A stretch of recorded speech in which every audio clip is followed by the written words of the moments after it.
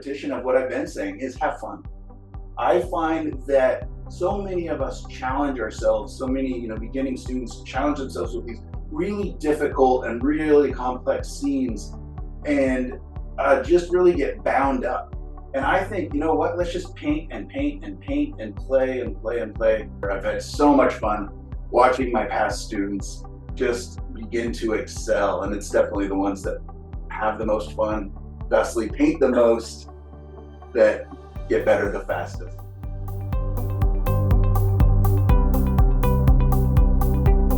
Hi everyone, and welcome to Mastrius for this sneak peek with artist and mentor Michael Orwick, who will be doing a demo on how to create illuminated tones. At Mastrius, you get personal feedback, teaching, advice, and support from a master artist of your choice, so you can reach your goals in your style at your pace. I'm your host, Marcia Korsfeld, and today I'm excited to introduce Mastrius mentor Michael Orwick. Growing up in the Oregon Cascades, in the Willamette Valley, nature and landscape have had a profound impact on Michael. He has always been inspired by the ability of landscapes to tell stories. As a painter, Michael is deeply inspired by the effects of light and atmosphere. These elements are what he remembers most about a location and what drives his artistic vision. Light has the power to transform the ordinary, or even the beautiful, into the exceptional. His quest is to capture these fleeting moments and help people see things anew. Illuminated tones is a distinctive style that Michael has developed by combining and expanding on the traditions of tonalist and luminous paintings. Utilizing natural, earthy colors and a masterful use of transparency and reflected light, he creates the illusion of atmospheric luminescence in his work. Each painting glows from within, evoking a sense of meditative tranquility and timelessness. Michael loves creating art that invites viewers on a journey to form a story and explore their world within. I'm really excited to dive in. Michael, the floor is yours. Welcome. Enjoying the video? Don't forget to like, subscribe, and click the bell to be notified when new Mastrius videos are added. Thank you. So nice to meet you, Marcia. I appreciate that really nice introduction. And yeah, I'm excited to share what I'm calling currently illuminated tones or illuminated tones, and just show a way that I love to approach paintings and really get into them quickly, and while developing a sense of light and glow, just like you were talking about there in the introduction. And I'm ready. If you want to just jump up to the easel and yes, absolutely. Some painting in. Great. Let me just change cameras real quick. Excellent. And we'll pop up to the easel. So I like oftentimes, especially when teaching, to keep my palette upright on the left side so students can see the colors I'm using and kind of some of the different mixtures I do. Today's painting, I just chose a couple transparent or semi-transparent colors here along the top. I've got an Indian yellow, which is one of my most transparent colors that I use. And I'm just going to wipe a little bit of that onto this surface here with a dirty brush, it looks like, but that's going to be fine. And I'm just going to cover this really quickly using just a touch of paint thinner or a Gamsol. I love that color. Oh, it's so beautiful, yeah. And it really, I like to think of it almost the color of liquid light. Yeah, this brush is a little bit dirty, so I've got a little bit of brown mixing in, but I think that's going to work out great for us. And what color did you say that's again? What's that? What color was that again? This is Indian yellow, but with a little bit of brown kind of mixed in just because the brush is a little dirty. Okay. And then to the right of that, I've got quinacridone red, which a lot of people would kind of consider like an alizarin, but it's more vibrant and gives us more opportunities to really warm it up or cool it down. So, and then beside that, I've got ultramarine blue. Okay. When I'm doing these underpaintings, or if they're successful paintings, I can use lots of different colors. So in the class, we'll be talking about a lot of different options you can use to kind of get that set up. I'm just going to lightly wipe that down just to kind of get off some of that paint thinner, so it's not too slippery. And basically what the nice thing about these real transparent colors is that they almost serve to stain the canvas a little bit, or the panel in this case. And so you can see even when I'm wiping it down, the paint is already starting to kind of soak into the gesso that's on there. Oh, yeah. And then what I'm going to be doing is showing you something different where I'm actually going to cover the surface with kind of dark paint. And I'm going to be using a reductive, or actually removing paint, to reveal the big shapes and the big forms here. So I'm just going to go ahead and kind of mix up some darker color here. I've got quinacridone red. I'm going to grab more Indian yellow on there. And touch of ultramarine blue. On the left side here, I've got some browns. These are actually just colors left over from a previous painting, but I figured maybe some of those will be useful. So you can see I've just kind of mixed up just kind of a darkish, reddish, brown color there. Oh, yeah. And I'm going to go ahead and pretty much cover my panel now. So what I'm going to do is make a big mess. So you got to stick with me. You got to not turn off the video too early. Otherwise, you'll just go, yep, all he did was make a big mess. Every painting has one of those big mess stages. Oh, yeah. Yeah. I like my painting to be pretty messy, pretty loose for a long time.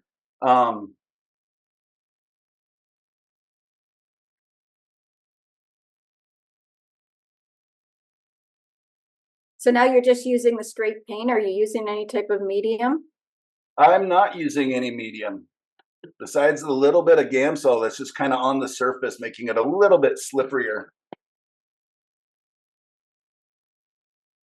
And again, I can be pretty loose. This really helps me to keep in a very abstracted kind of mindset in the beginning, where I'm just looking for big values and big shapes. I think what happens with so many beginner painters, or even painters of all levels, is that we jump to detail really quickly, and then we start to protect these little beautiful details that we've made. So there you can kind of see I've got some color on there. Now I'm just going to go ahead and spread that out.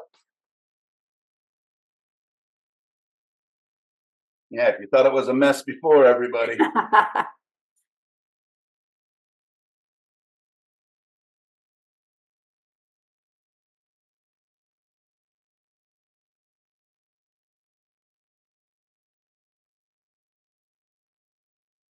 And like I was saying, a lot of times this is kind of my underpainting. And what's really nice is very quickly, hopefully within about 10, 15 minutes, I can really start to see if things are working out, if I've got my big shapes, I got my big values. I try to keep it as simple as possible in the beginning, usually about 2 to 3, maybe 4 values of light and dark, and just as few big shapes as I can.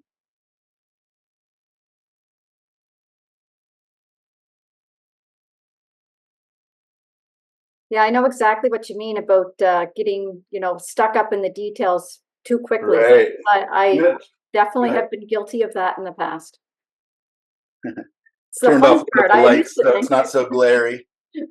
And what I'm going to do now is I'm going to grab some paper towels, and I'm going to start to remove some of the paint, so I can really start to find some of my big lights and my big darks. So just going to get in here and start removing some paint.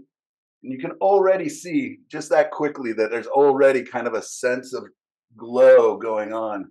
Oh, You think yeah. about, how far down do I want my tree line? Maybe I'll put a horizon line right about here.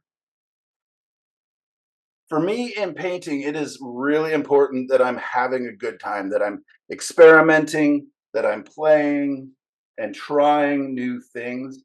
Um, that just keeps the whole process more interesting for me. All right, let's see if we Absolutely. can find.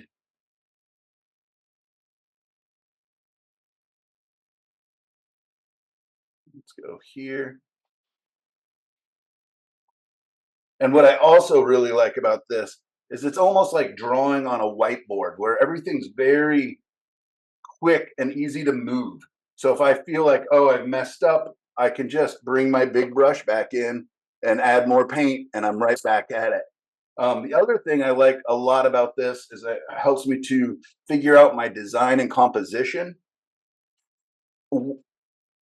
very quickly, and I'm not attached, right? I can, because of the a little amount of time that it takes to kind of start to figure things out,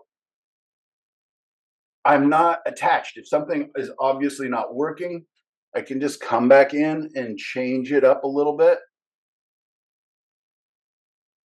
Yep, there's nothing precious at this point.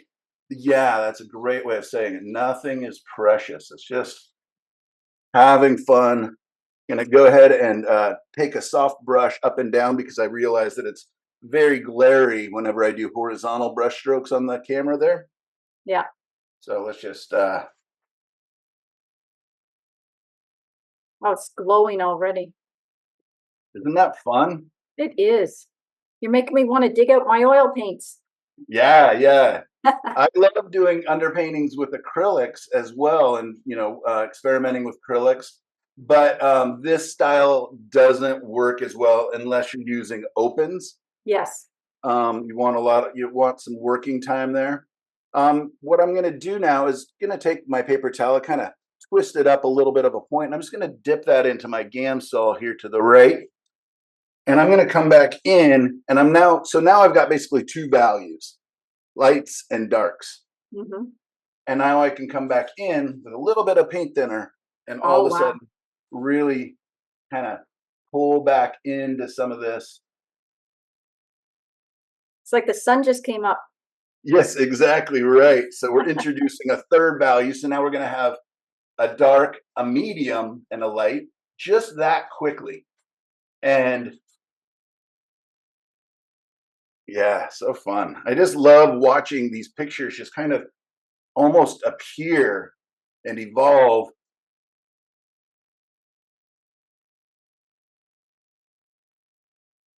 Now, do you have a reference photo you're working from, or I is do. This is a creek right over the hill from my Oh, studio okay, very here. good. So it's a nice, simplistic scene. And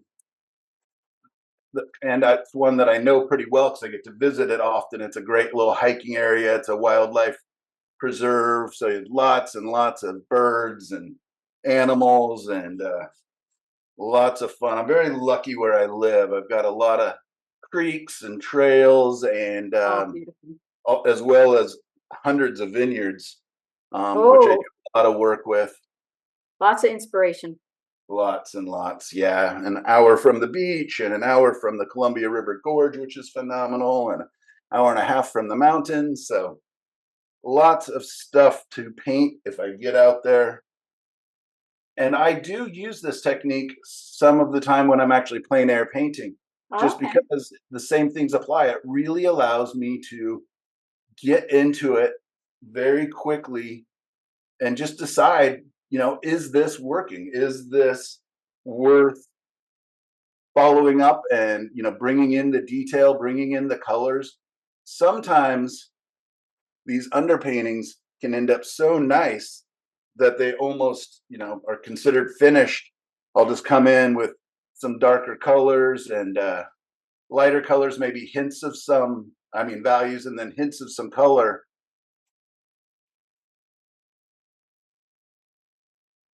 And I'm also able to apply paint because this is all fairly thin. I'm able to continue to paint. I can either let this dry and do another one while I'm out and just work on my design and composition, or I can continue to paint, working wet into wet and really developing this image. So I'm going to go ahead and brush that out again so we can see it without so much glare.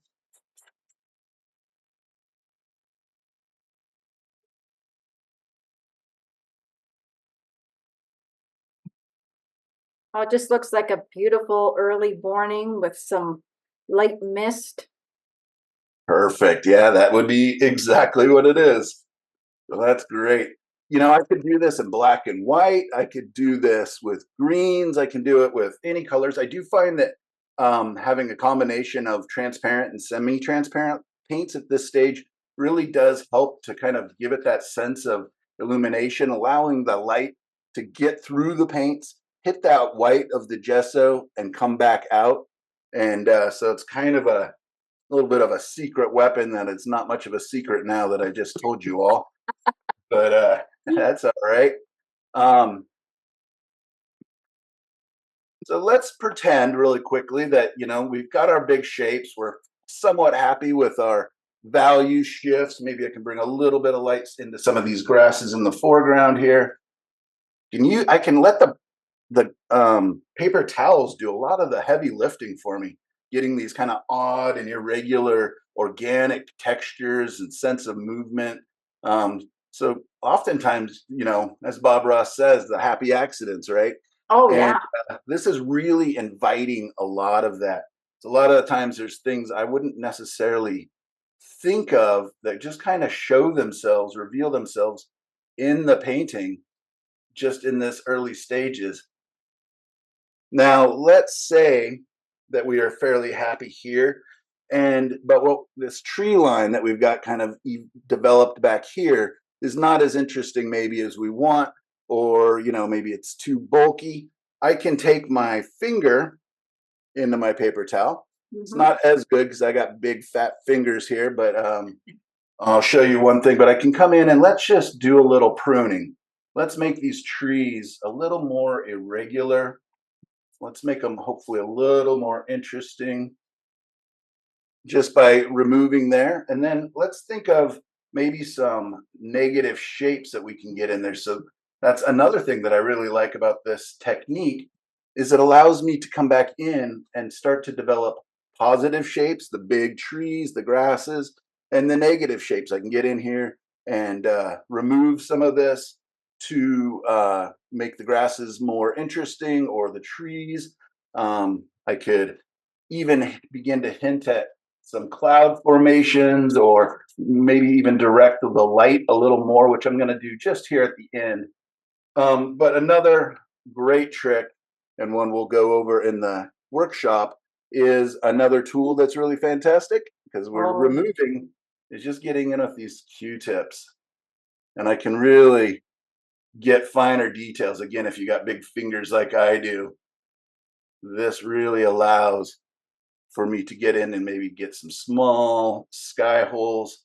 I've got to be careful because the Q-tip just wants to make one mark yeah. over and over. So I'll often come back in with a brush and manipulate these negative shapes a little bit just so it doesn't look like a worm is burrowing its way through everything. But I sure do have a good time just slowly or quickly letting a sense of detail begin to appear. And then I want to be careful that I don't overdo it with detail too early on.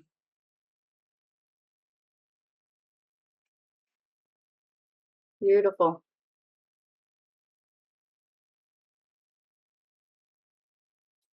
I'm going to take that big soft, actually, I'm going to use a different soft brush just to obliterate some of these clean Q-tip lines. I'm going to think of where maybe I'm going to have a sun in there. So maybe I got a little more light hitting the field back here, maybe a little more light just to give us a sense of irregularity and movement back here. We can do the same thing here, maybe the tops of some of these grasses.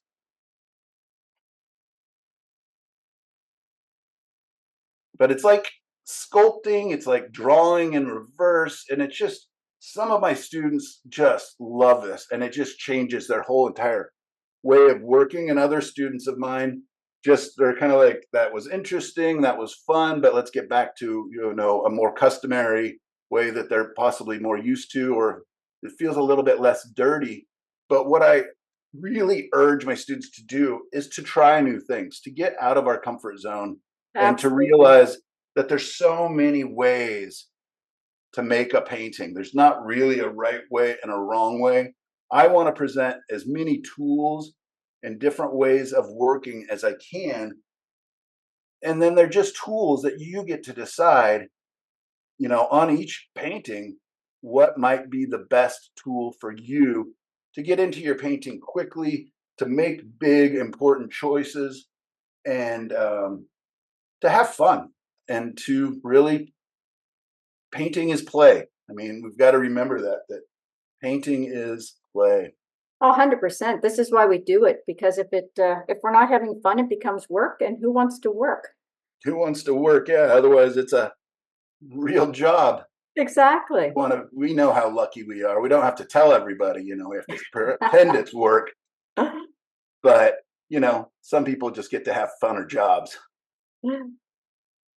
Oh, this is excellent. No, and it's so true that if you don't try, you don't experiment, you do get stuck in certain ways of doing stuff, then you get frustrated because it's not working and you're not having fun.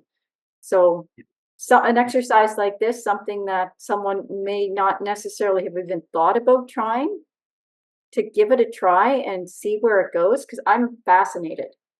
Oh, good. Yeah. So fun. So fun. And you can see, I mean, I don't know how long I've been painting, 15 minutes or so. If that, yeah. I'm off to the races. Again, I want to step back and look at this and give it an honest, feedback. Because again, it's easy to come back in and re-add some paint if I don't like maybe some of the shapes or want more sense of movement. But I'm going to pretend that you and I are really happy with this. And I'm going to continue to move. And let's go ahead and invite the sun in. Let's see, maybe let's put it right here. So I'm just going to remove some paint. I don't know if you can see that on there.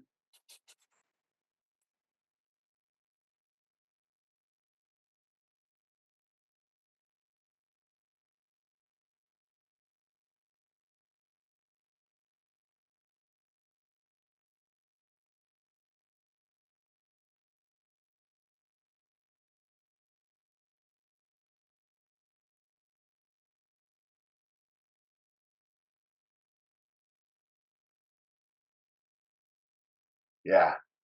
I hope everybody watching this is having nearly or even half as much fun as I am doing this, just because this brings me so much joy. And a lot of times when I'm working on a big finished, commission piece or a piece for a gallery or whatever, oftentimes at the end of the day, I'll actually celebrate a day of good painting by just doing something loose and fun like this, and just experimenting, trying to, test out some different motifs or designs. And yeah, Well, I this is can let great. it dry and come back in and revisit it. I can continue to work on it, maybe after this phone call here, if I like where it's going. But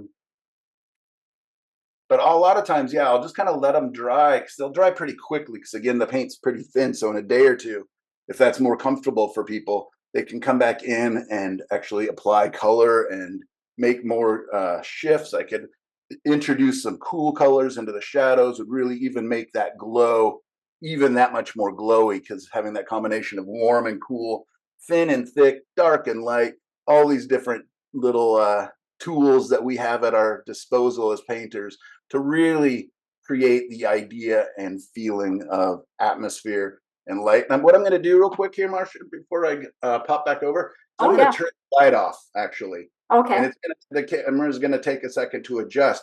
But this is oftentimes how I will kind of test a painting, is just putting it into really low light. And what this does is it allows me to see, is there enough contrast? Are the values holding true? So here we go. And you can see how different that painting really looks with a low light. And see, that gives me some ideas of like, yeah, I should maybe come into some of those shadow areas, darken those up even more, or like I said, bring in some cool colors to contrast against those warm underpainting colors that we've used. But I think that's about as far as I would like to take it right now. And I'm going to pop back over and excellent. No, this is perfect, because I mean, you used a limited palette. It's something that someone can turn this video on and give it a try at home. All right, there I am.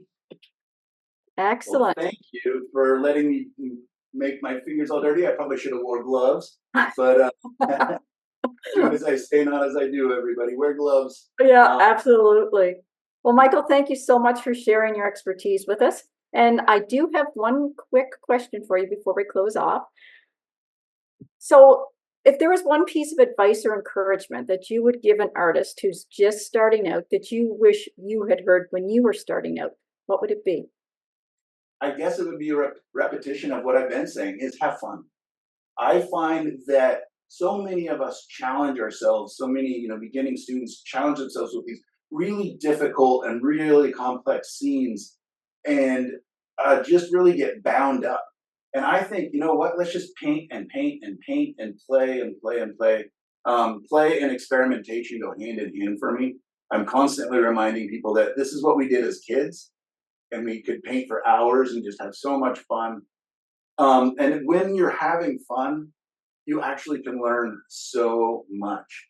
And for beginning painters, it's have fun, play, experiment, and don't worry too much about the end results. You'll get better. And even just that style that I just showed you, you're not going to get it on the first, maybe not on the second try. It is literally going to be a mess.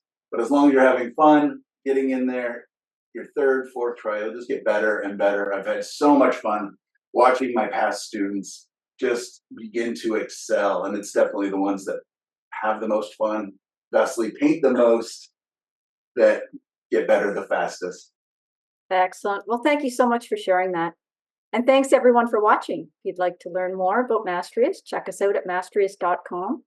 Everything we do is live, interactive, and online, so you can get your questions answered in real time and learn exactly what you need to reach your goals, whatever they are. I'm a member at Mastrius, and I absolutely love it because I'm learning and growing my skills fast. And the community is extremely supportive and welcoming. I hope you'll join us. Find out more at mastrius.com.